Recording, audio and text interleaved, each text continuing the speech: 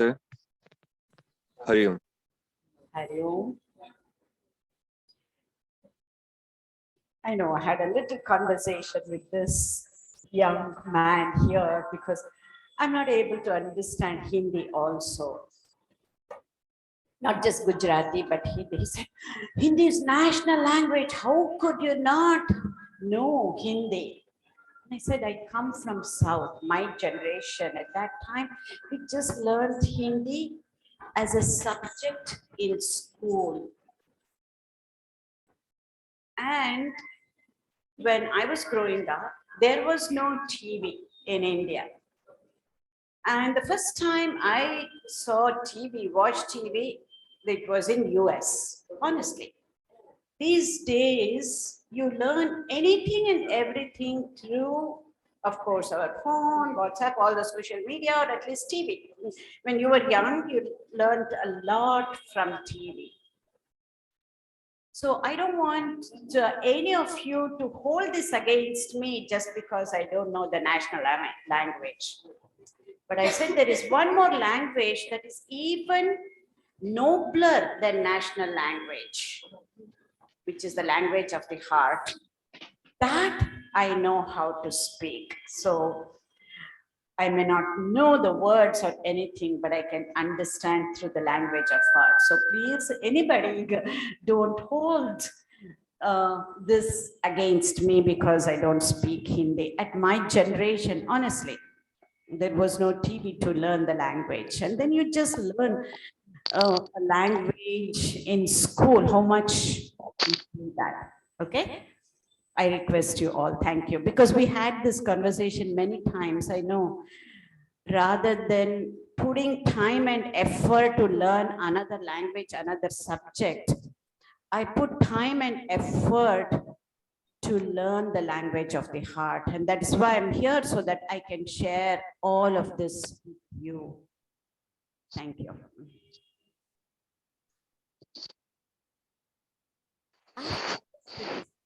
With a lot of interactions that we had, I have just changed the course of the discussion a little bit, that's all.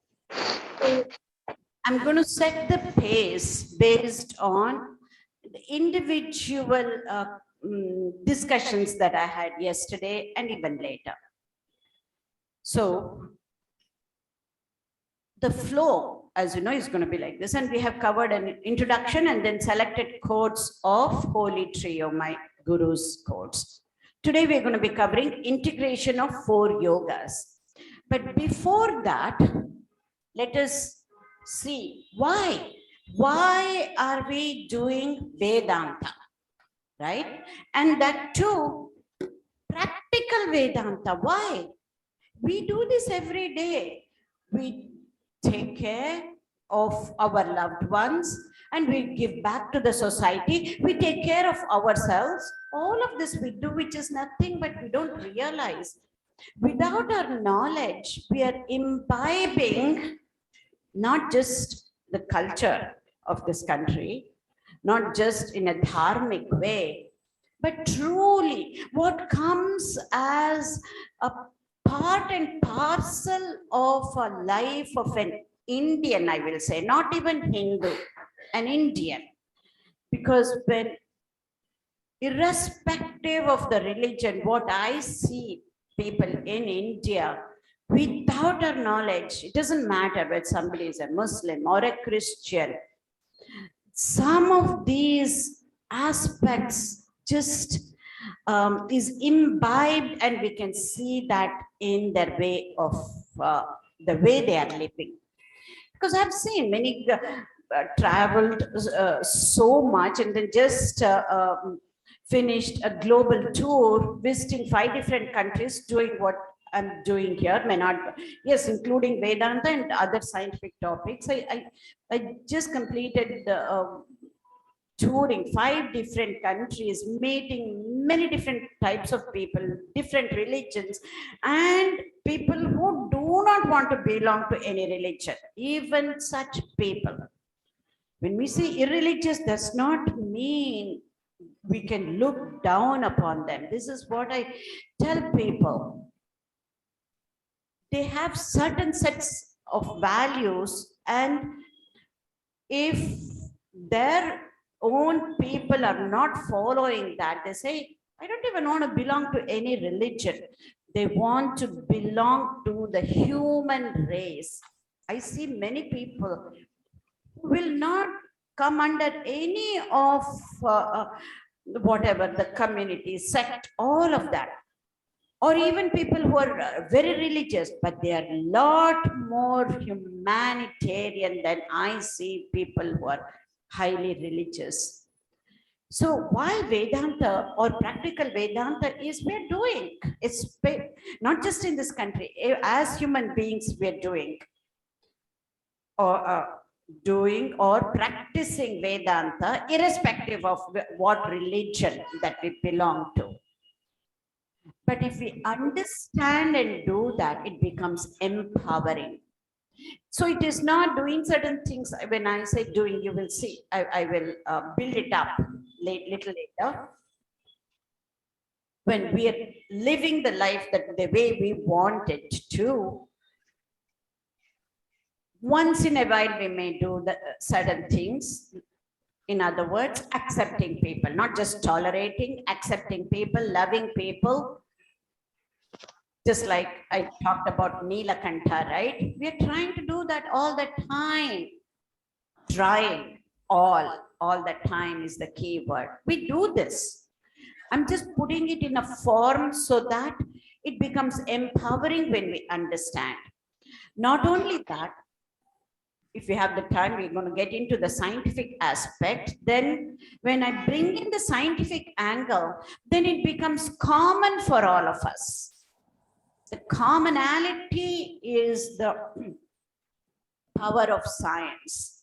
And not only common, but if we follow in a certain way, it is also reproducible. Irrespective of age, socio-economic, religious background, it is going to be the same. And so if we understand what we are doing at home, at work, we say, I don't like to do this, air quotes, right? Putting up with people, adjusting, dealing with this. And if I say, I will not give you any tool. You don't have to do anything, even one iota extra of work that you have to do. But if you can reduce the suffering that you're going through, as humans, we all go through the suffering. Suffering, I'm saying in a technical manner, not from an English parlance word. Suffering, I have everything, I'm not suffering, this is what we get. No, that's not what I'm saying. What happens up here? So if you don't have to learn anything extra, and if you can reduce your suffering, and for me, just reducing suffering is not going to be enough. And if it is not possible, and if you can reduce the suffering and truly enjoy, bring that joy, not the joy that we are used to, not the pleasure that we are used to, but true happiness, which is part of the definition of the word God. Shortest definition would be Sat Chit Ananda, right? That Ananda aspect is innate within each and every one of us. All we're doing is we are enjoying. We are enjoying the pleasures, joy we have. That true happiness is what we are after, whether we know it or not. So for that, to experience that true Ananda and to end suffering, or end suffering, even if we end suffering, that does not mean we are experiencing true Ananda. So for that, for both, to end suffering and to truly experience Ananda, at least once in a while. I'm just putting this so that I'm expecting certain questions later. What does that mean, once in a while? We will get to that later on. It's very easy for this group to understand these things. I'm sure you would have studied the theoretical aspects of Patanjali Yoga Sutras too. So coming back to end suffering and to truly experience that Ananda, we need to know and understand. Without that knowledge, it is not possible. So that is why it is Vedanta, not just Vedas. Vedanta is part of Veda. That's why it's called Anta, means at the end. The end of Upanishad part is Vedanta. Another term is Upanishad. You know what that Upanishad term, I don't need to go into those little details. What we learn sitting close to the Guru to be learning the highest truth. That is why I chose Vedanta as opposed to just Vedas, which are the ritual, the usually mantra bhaga or the rituals, wherein if it is possible to do that in such ritualistic way, we'll be able to get that, is what the scriptures promise us. But I can assure you, in this day and age, it is not possible to be doing that. That is why they say the bhakti part is the easiest. I will tell you with experience, and standing here as a scientist, just bhakti part is also not enough for people like us because we really don't understand the true bhakti. I'll get to that in a minute. So the practical Vedanta, if we know why we are doing what we are doing and what we should not be doing, why we should be doing, why we should not be doing, it becomes empowering. And not just empowering, then we can do the same thing again and again and again.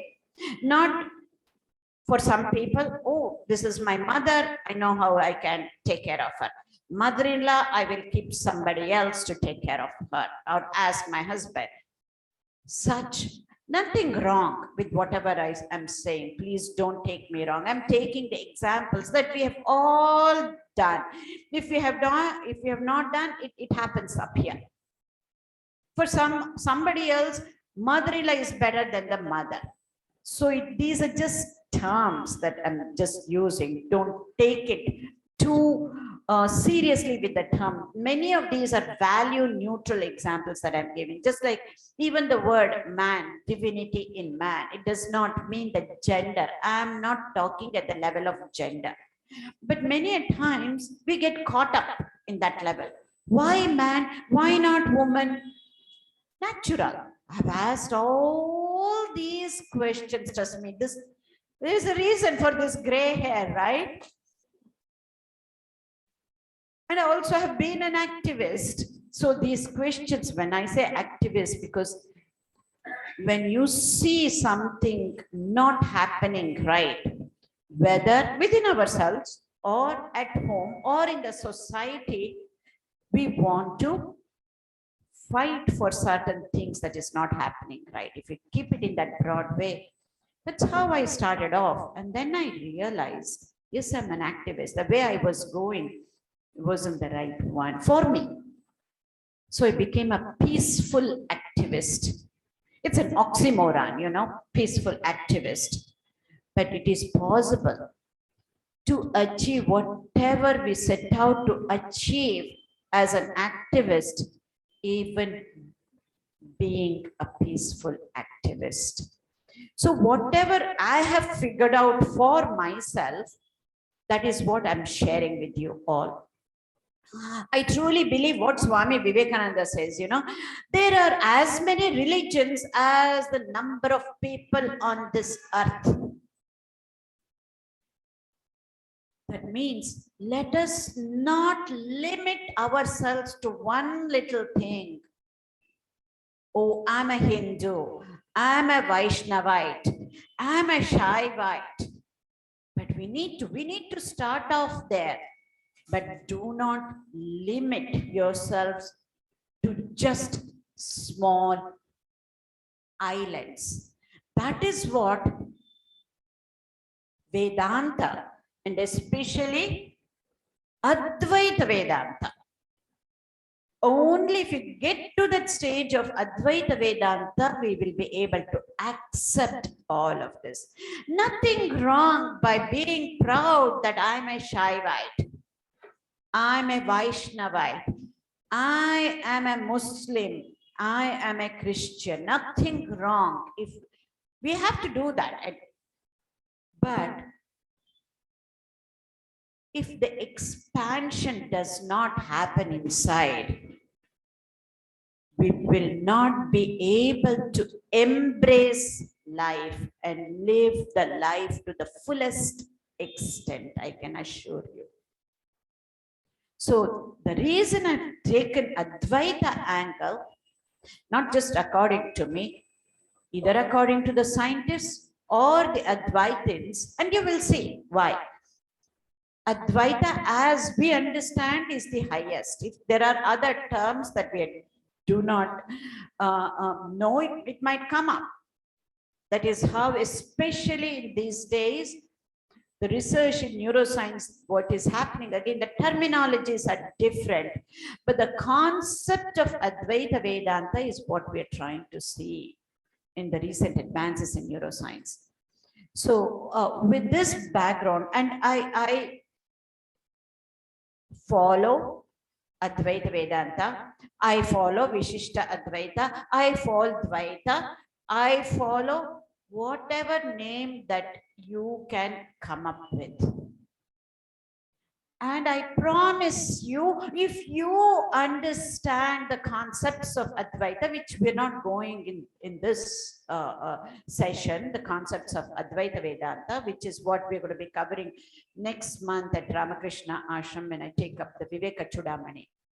I promise you, if you truly understand Advaita Vedantic concepts, it's not just me. You will also repeat the same thing. I follow Advaita, I follow Vishishta Advaita, I follow Dvaita, I'm a Muslim, I'm a Christian, I'm a mystic, whatever you want to call. That is what you will be. Right now, I say, the way most of us are, human being is a misnomer. We should be called human doings. From human doings, we need to get to human beings, to be who we truly are. What is that being, that innate nature of ours? So the transition or the conversion of human doing to human being is what this practical Vedantic concepts will help us. So why Advaita Vedanta? Why not Dvaita Vedanta? Have you heard these terms? Dvaita, Vishishta Dvaita and Advaita?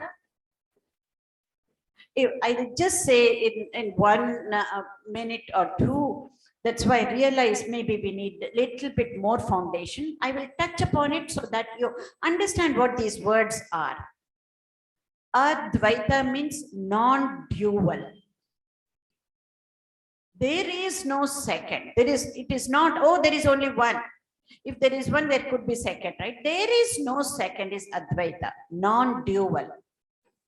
Dvaita means two. Vishishta Dvaita, it's qualified dualism, you could say, or qualified monism. Vishishta Dvaita. We will get to that. The words, instead of the words, I'll just give you an example and then you will be able to get it. We go to the beach. We see the waves, right? We focus on the waves. If you focus on the ocean, that is one thing. If you focus on the waves, that is one thing. Sometimes if it's a little kid, we cannot even comprehend the whole thing. All it sees is water, right? Different ways of looking at the ocean. Nothing wrong in any of the angles. This is what I want you to get it. When we get to the higher stage, as far as we know now, Advaita is the highest stage. And if we say, oh, you're doing this, this is wrong, we have not understood Advaita. Oh, you're on the service path, Karma Yoga. Oh, according to Shankara, you will never get mukti in Karma Yoga. If we keep doing this, we have not understood Advaita at all. It is lifetime, it is many lifetimes, I can assure you that. But it is possible to get it in this lifetime, that I also believe in that. So, if we keep restricting ourselves to different things, then we have not understood Advaita. Just because we have understood, we cannot practice. This is another thing we need to understand. When we have to practice in this level, business level, Vyavaharika level, there has to be Dvaita. So Advaita is just intellectual conviction and nothing else. And then I'll see why that conviction is so important. And as I said yesterday, tomorrow I'll give you one question to ask. You're going to remind me in a scientific way, a scientific question, giving a scientific answer, then we will be able to know. We will be able to experience or practice this one step below the Advaitic, Vedantic level. Because for Advaita, there is nothing to follow. Because it says you're already that. What does that mean? So when it comes to the Vyavaharika level, we have to bring one step lower and be able to experience and practice. So that is the whole idea of this practical Vedanta. So yeah, I'll come back to that example of ocean. If we see just waves as waves and ocean as different, ocean is different, waves are different. Can waves be ocean? Absolutely not, right? Then it is, let us say, Dvaita. Then we say, waves, yes, I cannot separate out wave from the ocean. Can we separate out wave and see that as an ocean? No, we cannot. So wave is part of the ocean. So for all practical purposes, FAPP, for all practical purposes, we can say wave is part of the ocean. Interchangeably, we can kind of, for understanding purposes, if we say that is Vishishtadvaita. And then I cannot see the ocean. I don't even know the word. I don't know what waves are. I'm a little kid. I go, oh, it is Pani. And then I go. Everything is water. That is Advaita. In the simplest sense, we have heard, we have to be childlike. And they say people as they grow older, not just in age, when they become wiser, they become childlike. Not childish, but childlike. Those are all just phrases. And then we go about being childlike externally, which is fine. Nothing wrong. No value judgments in whatever I'm saying. That's externally we try to do that. But we have to be that. When it's a 2-year-old does not know the word of ocean, does not understand what a wave is, when it goes to the ocean for the first time, it only sees water. That childlike quality we need to imbibe. That is why, if we need to, only way is to get to understand at an intellectual level Advaitic concepts, otherwise it is not possible. I will take up other examples later on, but just this is a beautiful example that will probably you will know the difference between now Dvaita, Advaita and Vishishtadvaita. I would always like to, when at the Vyavaharika level, there is no Advaita. The closest we can get is that Vishishtadvaita, that all waves are part of the ocean. Yes, some waves are huge, some waves are small, some waves are closer to the shore. Some waves are quite far, getting bigger and bigger as they get to the shore. All of this can happen, but there is difference. But waves are part of the ocean, much easier to practice than to see. Only at times we need to see it is nothing but water. That I will tell you tomorrow, and we have to remind me. Again, why practical Vedanta? I like this. Mathematics will not teach us how to add happiness and subtract our sorrow. But it does teach us one important thing, that every problem has a solution. That is what mathematics is, right? You understand? I go further and say, any problem, any challenge under the sun, you can bring to me. I will give you a spiritual solution for each and every problem that exists. Love that book. That book was written by Wayne Dyer. Read it a few decades back. And that just the title remains in my mind. And then that is the truth. There is a spiritual solution for every problem. And then I can even add now, at that time, this is all I would say. I would say again tomorrow, I will give you a neuroscientific solution for every problem under the sun.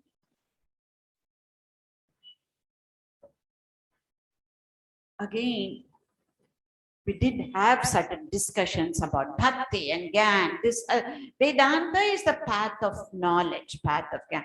I'll just introduce few things. I just added this based on our discussions yesterday, individual discussion too, and group discussions. What is bhakti? That is that extreme love and devotion to God is bhakti. I'll tell you, none of us can be in one pure marga. We don't realize that, that's all. If we think, I don't want any gyan, I am on the bhakti marg, we will only be able to love God, that's all. We won't be able to love our loved ones, whom I loved and married my own wife. The children that I raised, we won't be able to love.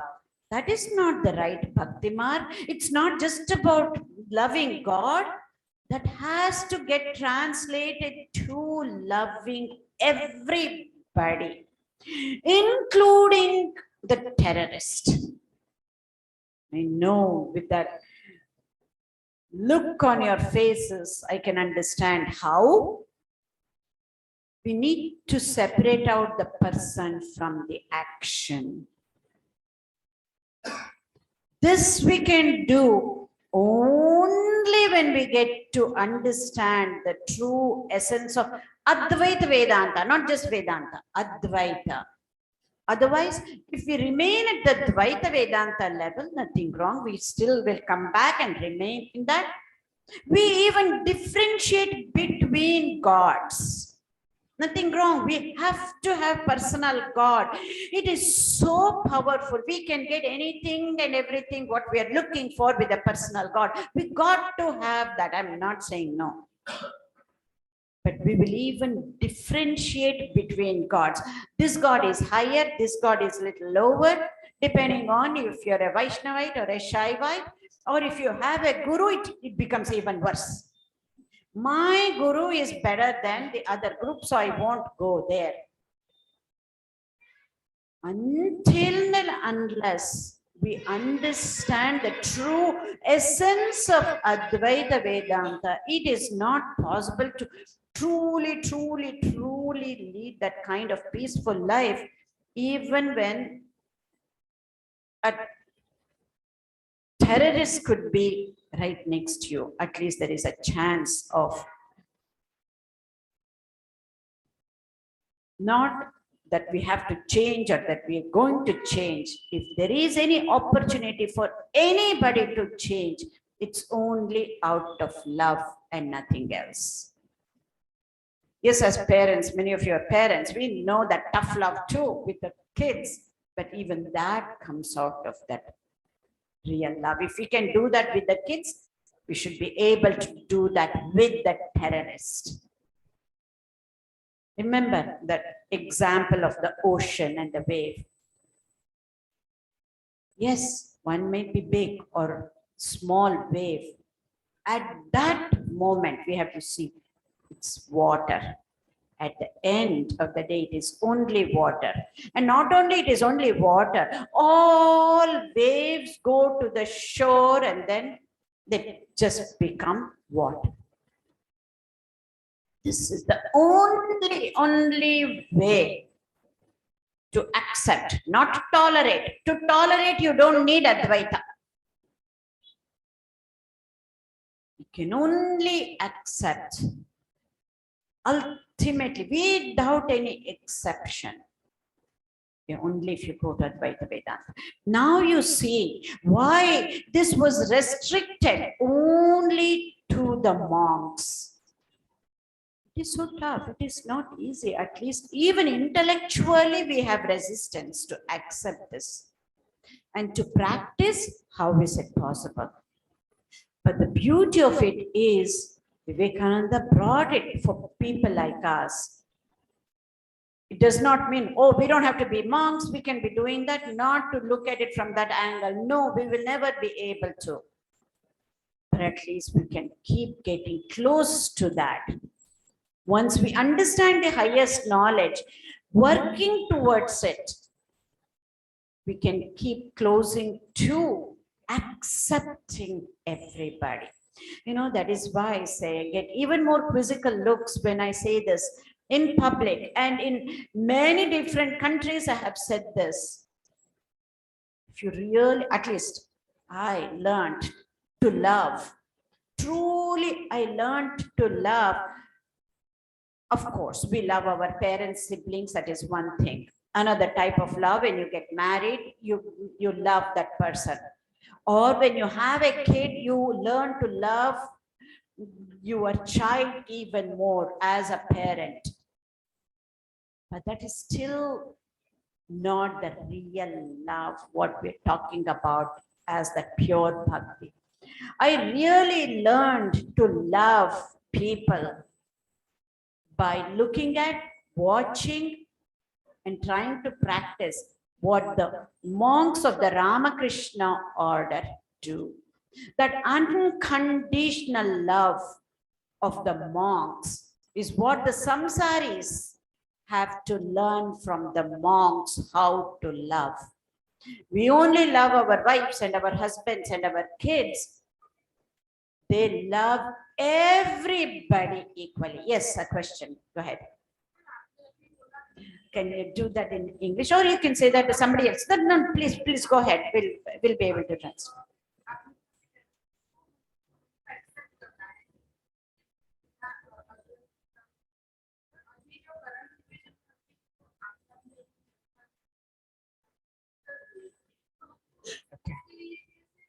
Yeah, the language of the heart. Wait, I don't translate. I really don't understand. But I think what you're saying. Let me answer, and then if it is not, you try and translate.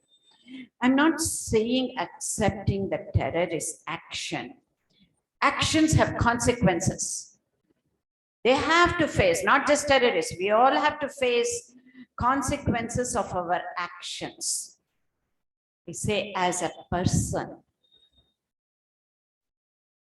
Water, he is also forget about terrorists. You know, this is where I'll bring in a quote by, if I'm correct, it is by Alexis Carrel, a Nobel laureate. He says, God may forgive our actions, but not our brain for our thoughts. Forget about terrorists. Why do we suffer? Because we know the way we are feeling towards our loved ones is not the right thing. If it is with kids, young kids, yes, we get angry and then we go give a hug and then we are okay. Can that happen with the in-laws? Can that happen with your spouses? It is so tough how the ego comes in the way. So this is where, how do we overcome all of that? Forget about loving the terrorist. If all of this is to go home and love our own loved ones, our parents, our in-laws, our spouses, our kids, the way we want to love them. That is all the essence of this is. So,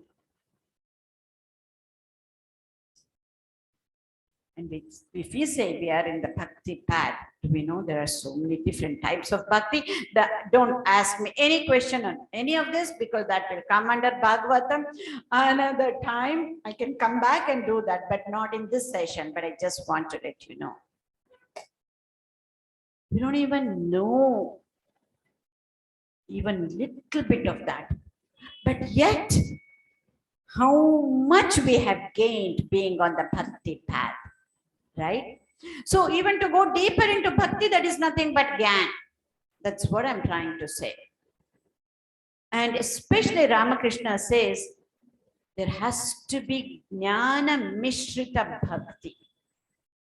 Otherwise, we'll see what he means by that in a minute.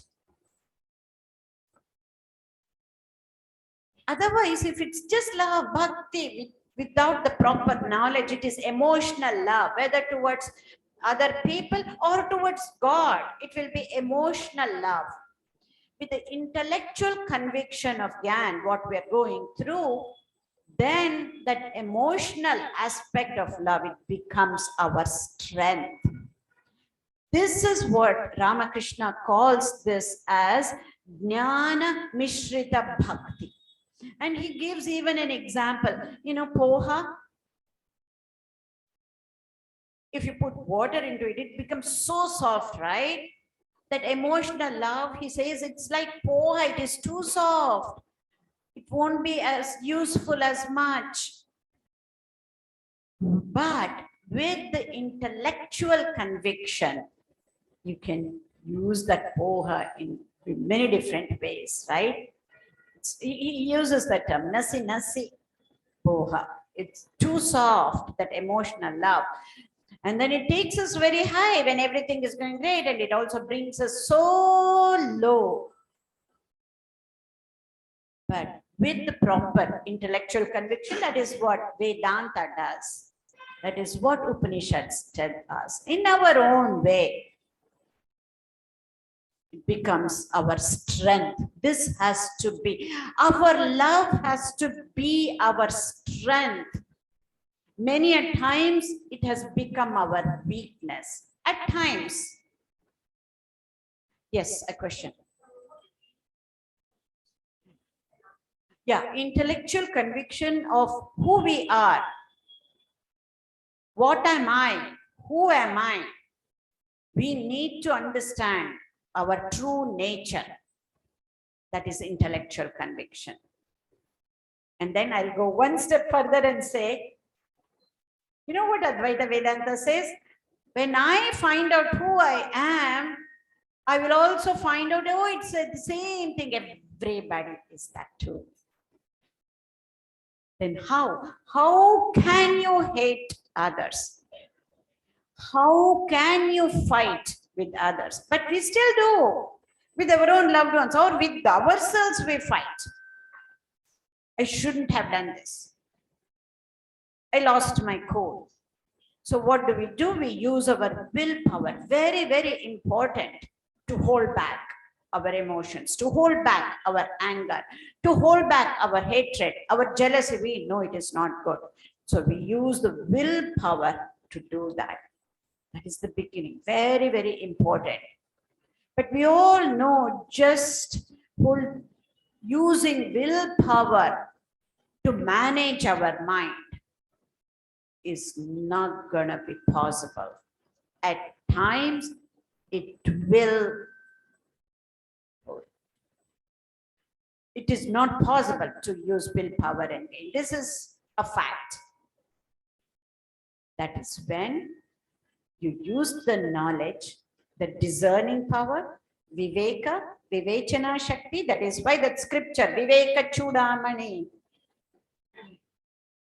Once we combine that knowledge along with that willpower, that is where it truly becomes empowering.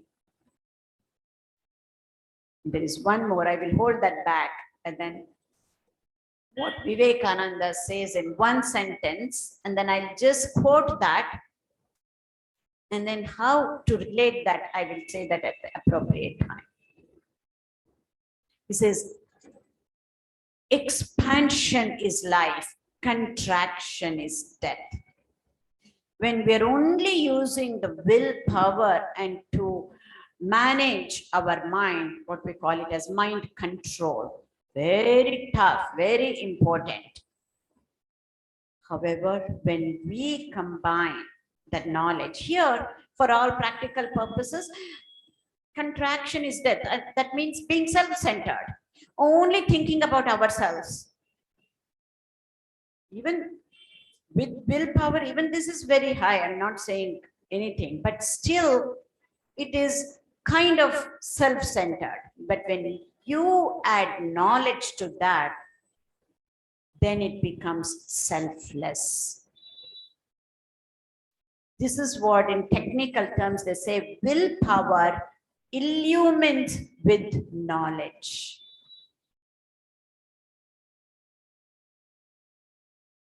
Here, emotions illumined with knowledge is the intellectual conviction, and that results in emotional strength. Whatever terminologies that we use, ultimately that bhakti and jnana, they have to combine and make it as jnana mishrita bhakti. Just jnana is again useless. It's only at the intellectual, philosophical. We can give talks and whatnot. Again, it is not going to be enough. Or it can be just on the bhakti path and then be so emotional, that will also not do any good. Combination of that. Jnana Mishrita Bhakti. This is Jnana Mishrita Bhakti, as Ramakrishna would say. Okay, again little bit. Until now we would think, oh, heaven is a place of somewhere else, right? And it is a place. That is how we taught. Mythologically, it's a place. Heaven is a place. Mukti, we get it after we die. But Advaita says, none of this is separate from us. It is not separated in time and place. I'll just say these things because based on the discussion yesterday, I still have not even gone into the integration of yogas. As I said yesterday, if you don't clarify some of these things, I can just finish the curriculum. It won't do any good, I can tell you. So even if I have to come back, I'm going to be here for another 10 days or so. I can come back, or I'm coming back next month. Even though it takes little longer time, it is better to go slow and get some of these concepts clarified rather than covering the syllabus. God is not here now, but later, once we die, we will go to God. God is not here. He is up in the heaven, right? These are the beautiful thoughts and ideas and concepts. It helps us so much. I'm not saying none of this is wrong. But all of us, we have figured out, having all of this, we have not gotten what we want to get, to end our suffering and to be truly, truly happy, right? That is why we need to go a little bit further. We don't have to leave any of this, because as we go higher and higher, everything becomes inclusive. Very important to understand and know. These are the concepts that we had. God is not here but there. God is afterwards, and we will never get God now, not at this stage, the way we are. God is, but we say in Advaita, God is there all the time. And mukti can be all the time. That's why Shankaracharya used the word Jivan Mukta. Even that, I have a little different take. I won't cover that here. We will go further, otherwise we don't know. Okay. Then Advaita says, God is not somewhere there, He is not the other. And whatever we do in the Upanishad, he said, we are all co-passengers, co-travelers. It's not a journey in time. It's not a journey in space or place. It's a journey from ignorance to knowledge. Yesterday, somebody asked, what is that ignorance? Ignorance of not knowing who we truly are. We're ignorant. We really don't know who we truly are. If we understand this one person, then we'll be able to understand everybody else through Advaita Vedanta. And whatever that, we are right here. And they say, you know that dictum, right? Advaita, you are that God. And it can happen right here and right now. But I always add, this is what helps. If you are that, we just stop there. The next moment we have to know the other person, the most difficult person in your life, he or she is also that. That we cannot remember. I know that silent laugh. This is where, when we don't understand Advaita properly, we fall short. This is why it was limited only to the monks. For us, we say, oh, I am that, and then we go about building up our ego even more. We have not understood Advaita. If you can think, I am that, the very next moment you have to think the most difficult person in your life, even a terrorist, he or she is also that. Then we know how tough it is, but this highest knowledge at the intellectual level we need to know. Once we know this knowledge, we will be going towards it. If we reach infinity, then it is not infinity. We will never reach infinity. If we can reach infinity, it is not infinity. But we have to go towards it. It's the same way. We think, oh, we are so perfect, it has to be right here, right there, how we place everything at home and everything. Then it is not perfect. Perfectionism is about going towards perfection. Okay. Now we will come to integration of 4 yogas. This is where we left off yesterday. This is the beauty of it, Vivekananda. He said, you don't have to choose one over the other. Otherwise, people say, I am on the bhakti path, I am on the jnana path. Oh, I only want to do service. I have too much energy. I want to do service. I said, nothing doing. To bring a smile on your face, I'm going to say, do we choose choosing between a pant and a shirt? We have to wear both. Right? It's the same way. And it's not just between two, all the different 4 yogas And the genius mind of Vivekananda, he made it so simple.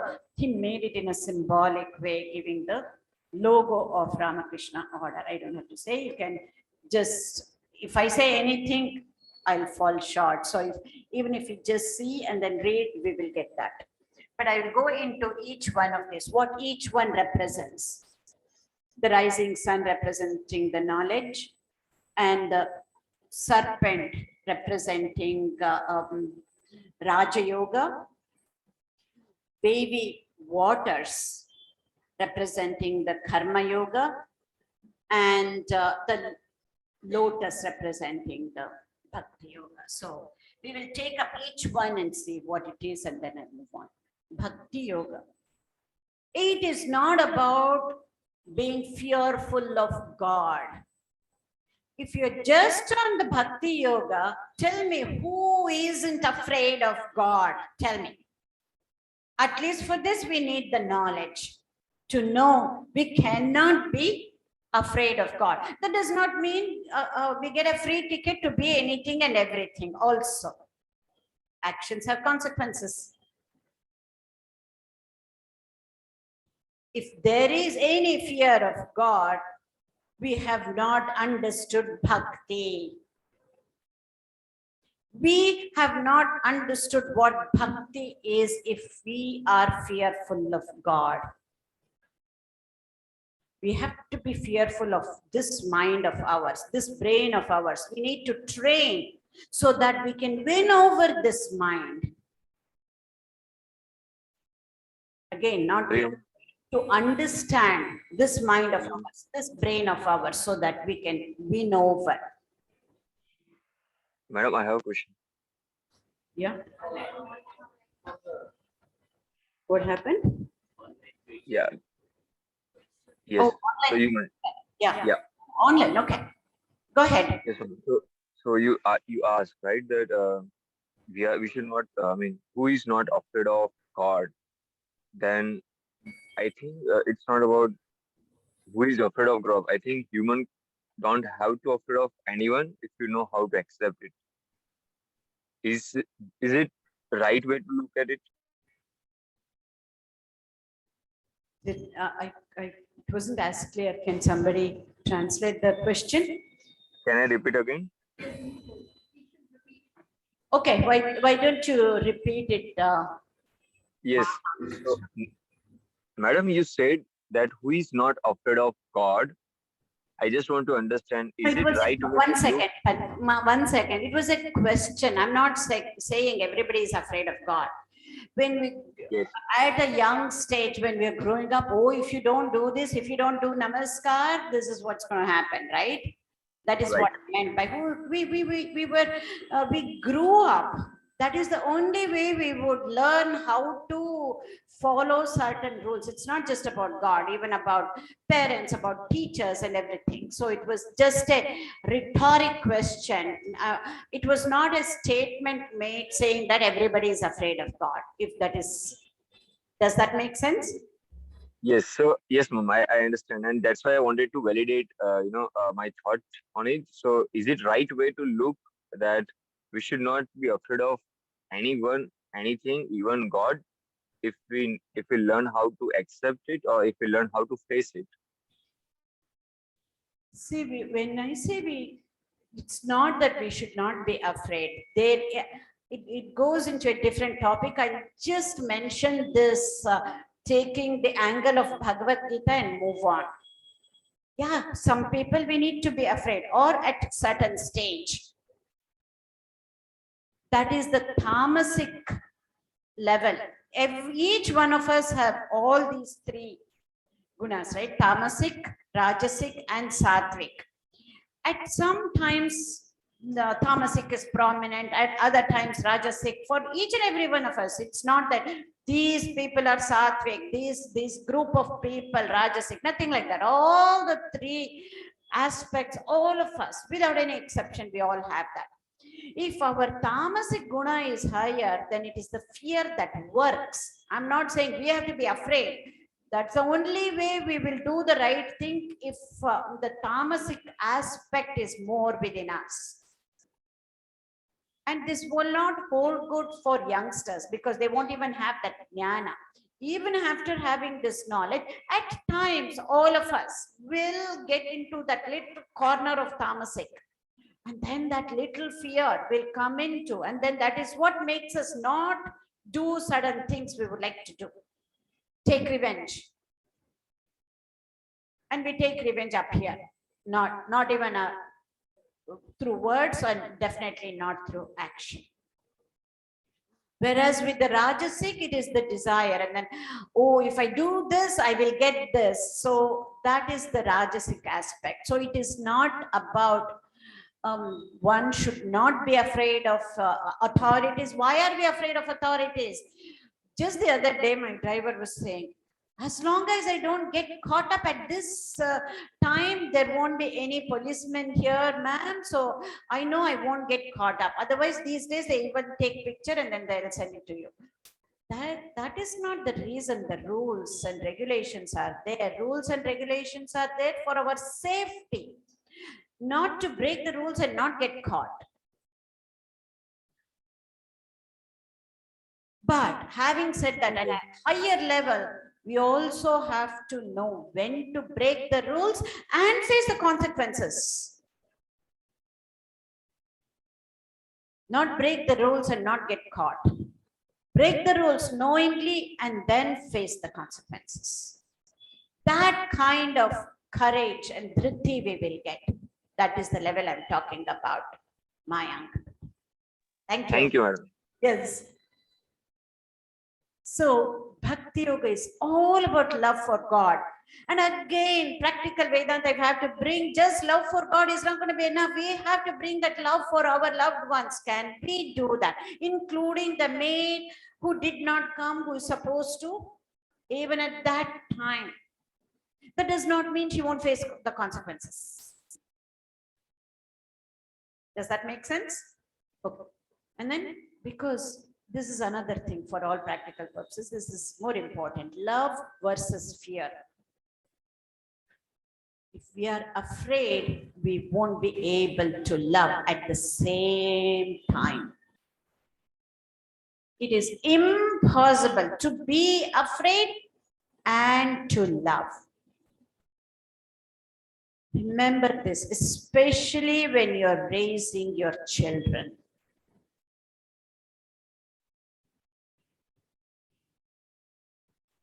Okay. And then fear versus truth.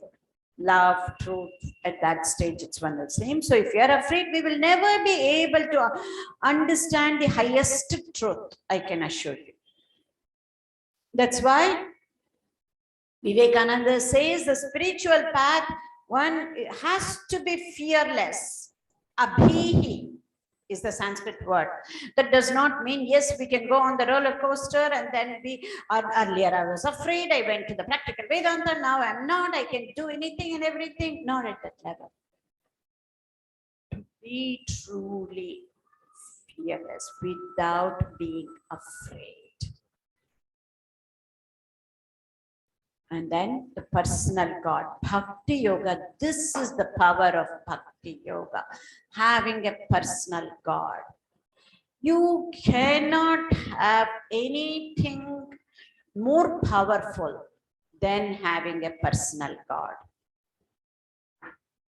It is like many of you, I know your parents, you have a newborn baby, a baby. That baby has to be dependent on you, right? As parents, imagine if the baby resists, is it possible for that baby to survive? And not a baby, even a youngster and even a toddler. Sometimes we still depend on our parents for that love, not just at a young age. That is what personal God is for all of us. The importance and the power of personal God. That is the aspect of Bhakti Yoga. And then Raja Yoga. We touched upon this mind training versus mind controlling. And then that leads to mind training, leads to mastery of the mind. Mano Jayaha.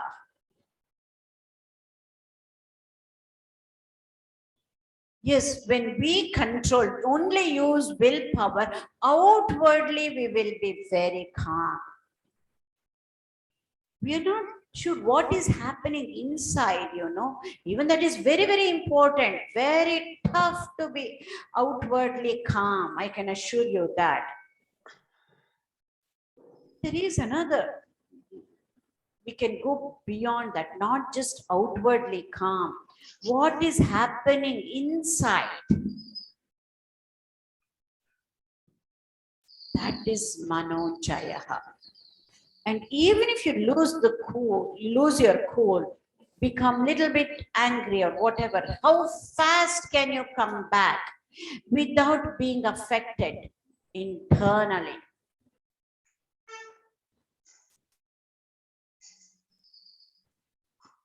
You can take that willpower to the next level by combining that with knowledge, is what I'm trying to say. And that is Raja Yoga. It's all about mind. Now you see how whatever we say, of course, the terminology is different.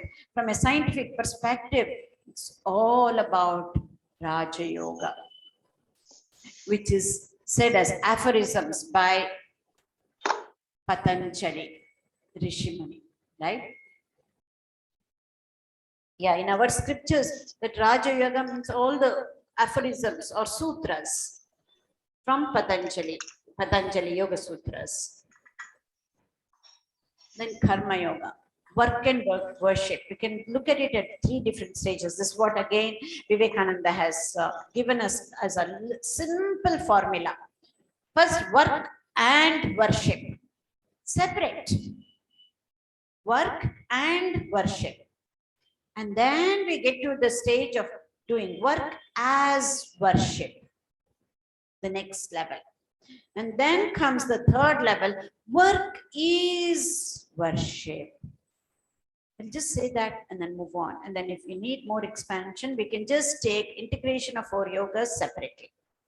You can go really deep. I can just this taking examples, I can go for 1 hour. So just touching upon it. 3 stages, work and worship, work as worship, work is worship. We need to move towards work is worship. Different terminologies that we use.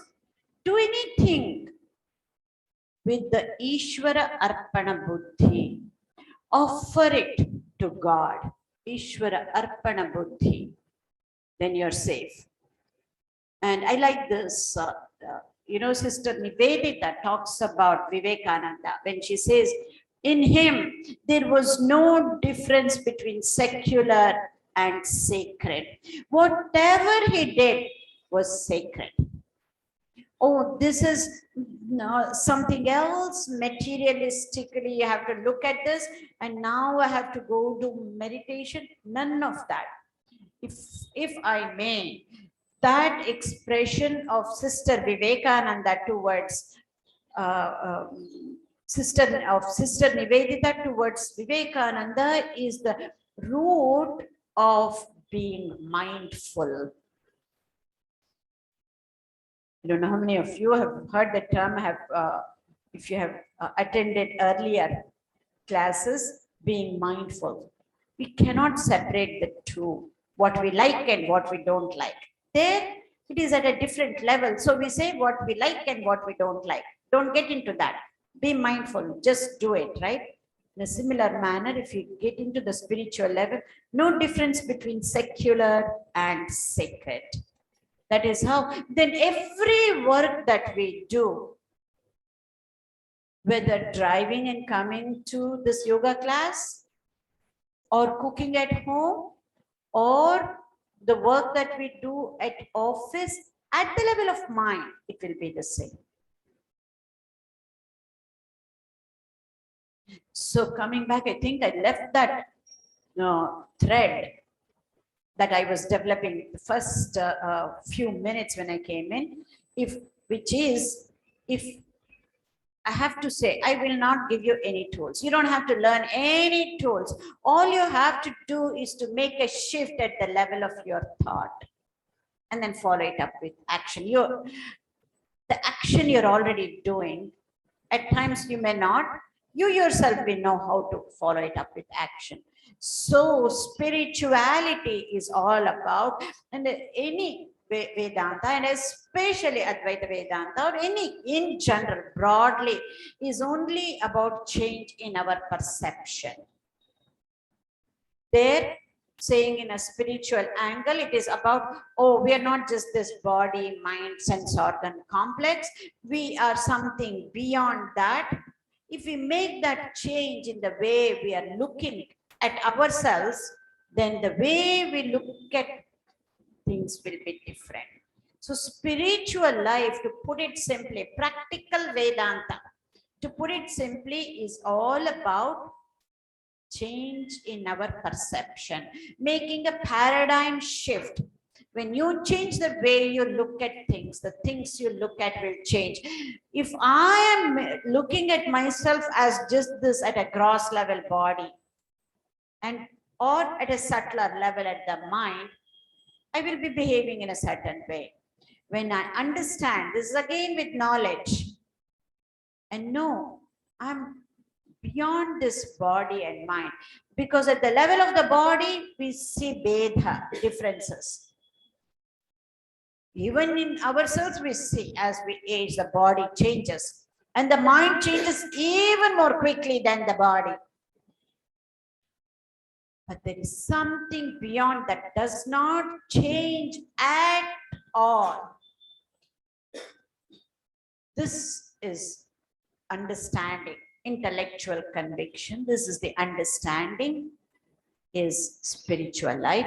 And trying, key word is trying to put this into practice, and we have time until our last breath. If you thought after this I'll get to a certain stage, that won't happen. This, instead of looking at something quick fixes, there is no quick fix.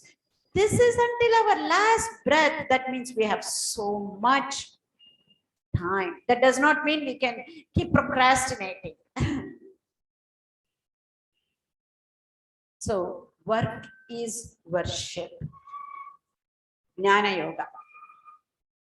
These Mahavakyas, you have heard the term Mahavakya. Means, what is Mahavakya? What is the definition of a Mahavakya? Anybody who has not heard the term Mahavakya here? Okay. Maha means great. Vakya is a phrase. Really short, terse phrase. You have heard about Tattvamasi? That is Mahavakya. Huh? Aham Brahmasmi, another Mahavakya. Another Mahavakya. Anybody else? Yes, come.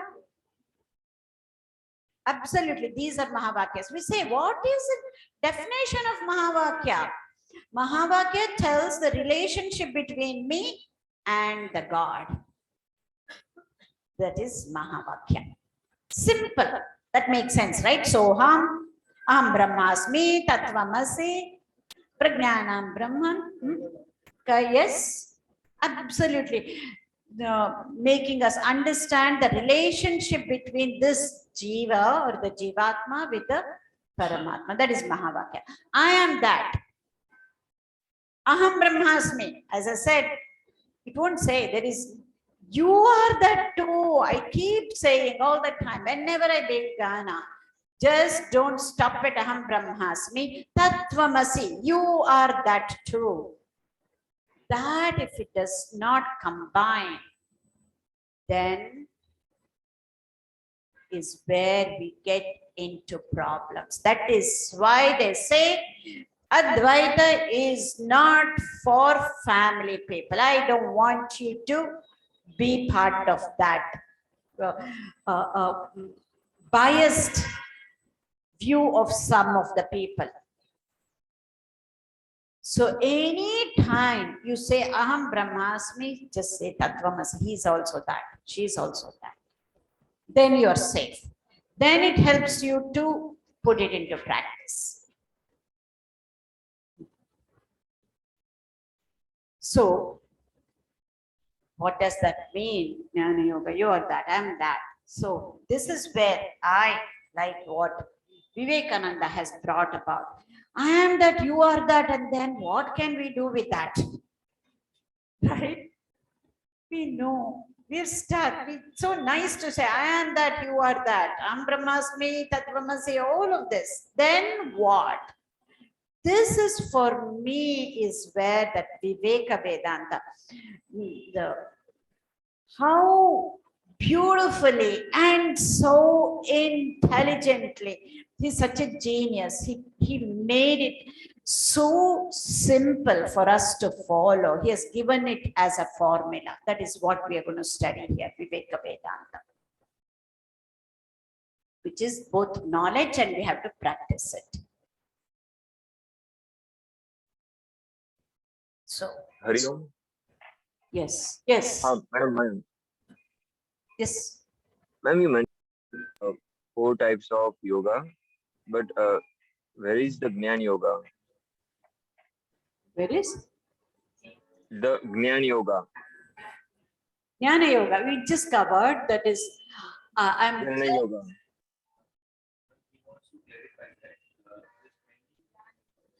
Oh, Dhyana Yoga. You're talking about Dhyana Yoga? Gyan Yoga. Okay, okay. Oh, the spelling. It's don't get caught up in those things and don't get caught up in my English. There will be so many mistakes, and then if you get caught up, you won't get the essence. Jnana can be spelled in many different ways. If you look at in some books, it is also spelled like that. So don't get caught up in. There might be many. This is where it reminds me of Shankaracharya, right? He says, Bhaja Govindam, Govindam Mudhamate. Don't get, and then Dukrum Karane. Before that, what is the Nahi, that is later. Nahi Rakshati, Dukrum Karane. Don't get caught up with the spelling and the grammar and man, woman, and then because colloquially, that's why I said these are all value neutral statements, and then I try as much as possible to use certain things which is common, but there is no common terminology. Even bhakti, some people just spell it as Thi. Both are there, so don't get caught up in that. Okay, but as long as you understand the meaning, that is fine. Then we have to go into writing in Sanskrit, and then to be perfect and accurate, and then we will lose most people, including me. Okay, is that all right? Are you satisfied, Mayank? Yes, madam. Thank you. Sure. Yes. Yes, thank you. At the time of death, none of the grammar will come. And I say, not even at the time of death, at the time of life, we are trying to live life to the fullest extent. None of the grammar will come. But the essence, the grammar is important. When we are publishing, when we are trying to make it as universal as possible. You're right, but this is at a different level. Thank you, though. I don't know how else to spell. There are many different ways. I just pick one. In some other slide, you will probably see a different spelling in a different. Okay, we will get to the what is Vedanta, practical Vedanta and classical Vedanta, and then move on in, because we have had some interaction rather than giving time right now for interaction. I will cover these two and then we will interact. Is that okay? So essence of Vedanta. Now I'm trying to separate now. What is classical Vedanta? What Shankaracharya has said and what Ramakrishna and Vivekananda, whatever Vivekananda has said, interpreted, is all based on Ramakrishna's sayings. The power of Ramakrishna's life is that he just did not say, he lived it. He lived, whether being a Christian, being a Muslim, being a Shaivite, being a Vaishnavite, and all the different types of bhakti I just termed, all those things he lived it, practiced, lived in the sense, he practiced all of these paths. And he has just uttered words like, oh, don't be nasi poha. This is where it is so tough to understand. Loaded, pregnant with the Upanishad message. We need somebody to translate and decode. So let's see what the difference is. Conventional Vedanta, according, it's not that Shankaracharya started, it was always there. He made it codified and made it more popular. That's what Advaita Vedanta, classical Vedanta. Advaita always existed, but we always equate Advaita with Shankaracharya because he has codified and made it popular, written many texts. So, what does he mean? In classical Advaita Vedanta, according to Shankaracharya, and what I'm calling it as classical or conventional Advaita Vedanta, is understanding the relationship between Jiva and Jagat, the world, and Ishvara or the Paramatma. God, you, and the world. The relationship amongst these three is what is codified and is made. When we just go through the conventional Vedanta, this is what we see. Okay. Look at this with practical Vedanta, the same. The relationship between Jiva, Jagat, and Ishvara, the God, Vivekananda simplified to such an extent.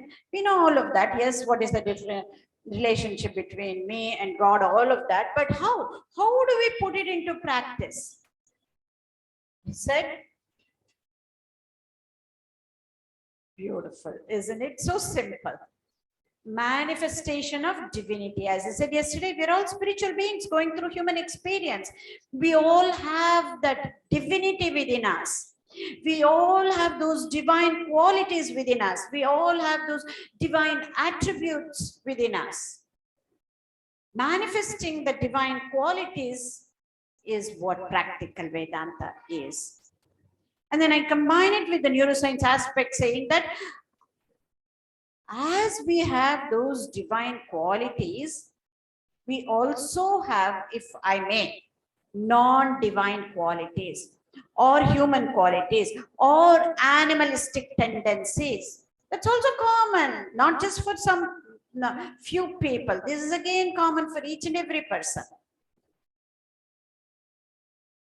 Then how do we differentiate what is animalistic tendency, what is a human quality, and what is a divine quality? This is where the neuroscience is helping me and has helped me to classify like this. So it helps me to put it into practice. Okay.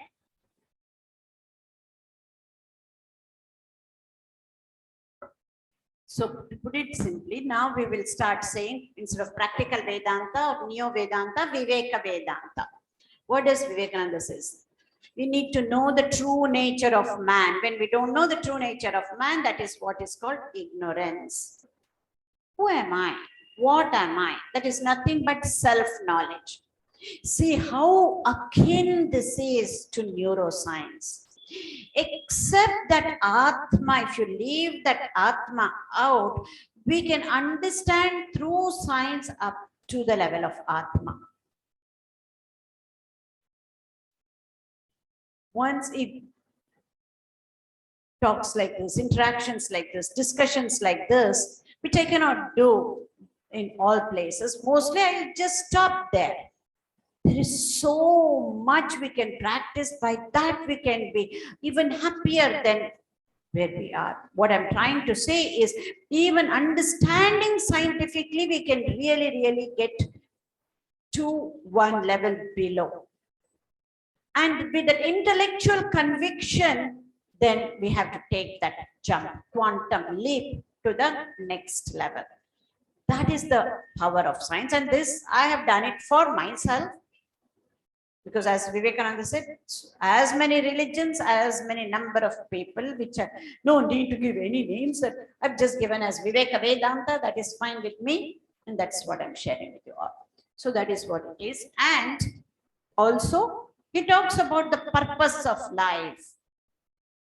And the way I have interpreted, the purpose of life is twofold for us, which is manifesting the divinity within. See, the purpose of life, it is not saying purpose of life for Gita. It is not saying purpose of life for Ramesh. It is purpose of life itself, human life, of course, human life, because only humans have the capacity, cerebral capability to figure out the purpose of life. Otherwise, if we don't figure out the purpose of life, we are living at a lower level. To become human, we need to figure out the purpose of life. And then to divine, we will see what that is. So twofold. One is to manifest the divinity within, and just that is not going to be enough.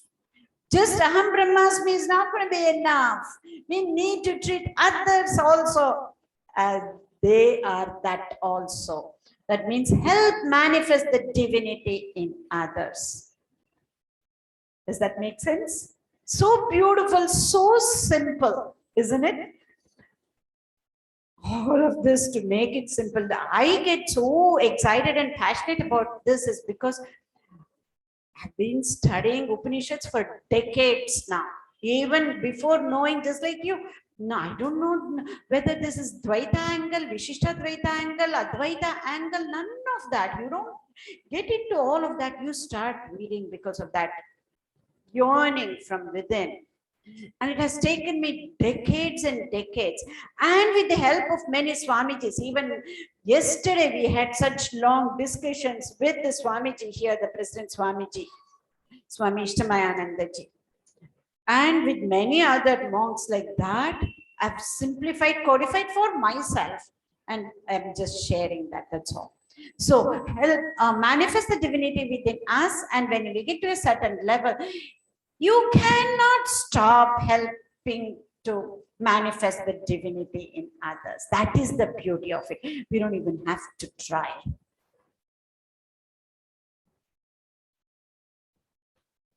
Okay. I will, 1 second. Let me see how much can I cover. Yes, one more slide. I will do 2 more slides and stop, and then I think that will be fine. We have already covered man is potentially divine. That is what it says in the Mahavakyas. These are classic Mahavakyas according to conventional Vedanta, according to Shankaracharya. We see, we can go into detail which Upanishad says that, which Veda says that. We don't need any of that. Aham Brahmasmi, Pragnanam Brahman, Tattvamasi, and I am Atma Brahma. But this is what is important for me. I'm again coining this term as modern Mahavakyas. This is what I have termed it for myself. Out of those 4, these are the only 4 according to Shankara. No, none of the others, what we said, won't come major. But there are many, many, many Mahavakyas, just like what we talked about. But we want to add 2 modern Mahavakyas that comes from either Neo Vedanta or the Viveka Vedanta, which includes purpose of life, what we saw, manifesting the divinity within and helping manifesting the divinity in others. Look at this. After that, how it is coming? 1 step deeper or higher. What are those 2 modern Mahavakyas? Atmano mokshartham jagadhitaya cha and Shivajnane jiva seve. for one's own salvation and salvation of others. Beautiful, isn't it? It's so simple. Sanskrit, the power of Sanskrit. Atmano mokshartam jagatitaya cha. And Shiva Jnane Jiva Seve. See the Shiva or God in somebody else too and serve. And there is a huge difference between that and helping. Huge difference between that, service, and volunteering.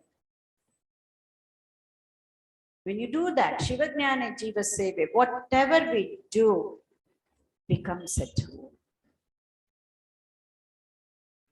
And these two are very much needed for the second purpose of our life, which is to manifest the divinity in others. These two modern Mahavakyas, so critical and crucial. Yes. Yes. No, he has whatever he has given is from Ramakrishna. He has codified and then made it so simple for all of us. Capsule.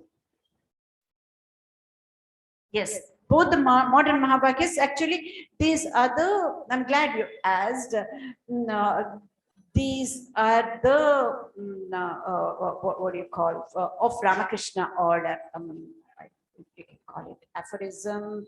What the word I can use? Not sayings, it's much more than a saying. It is, it's codified and put it into these two things in Ramakrishna that I'm trying to get the word. Atmana Mokshartam. Much more than a slogan. It will come. Yeah, it is like a logo, or it symbolizes everything about the essence of Ramakrishna's teachings. Looking for that word. Still. Okay. So again, to put it really simply, man's real nature, which means man is a value neutral term here, please. Man's real nature is divine. Another way, simplest way of saying, we have gone through this, we are spiritual beings going through human experience, all of that. Simple terms, he says. And the aim of human life is to realize this divine nature. If we are divine, we have to realize this divine nature, right?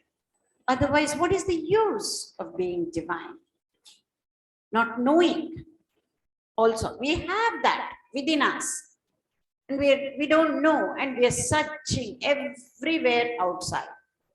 The wealth is inside us, but we are looking for outside. So we have to know. And just that is not enough. The aim of human life is to help manifest this divine nature in others too. So simple, so simple. Okay. I think with this,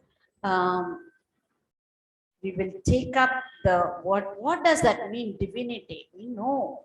Have you thought about it? Maybe you have to think, what is this divinity, divine nature? Then we can start tomorrow's with that, because it's 8:30. Thank you.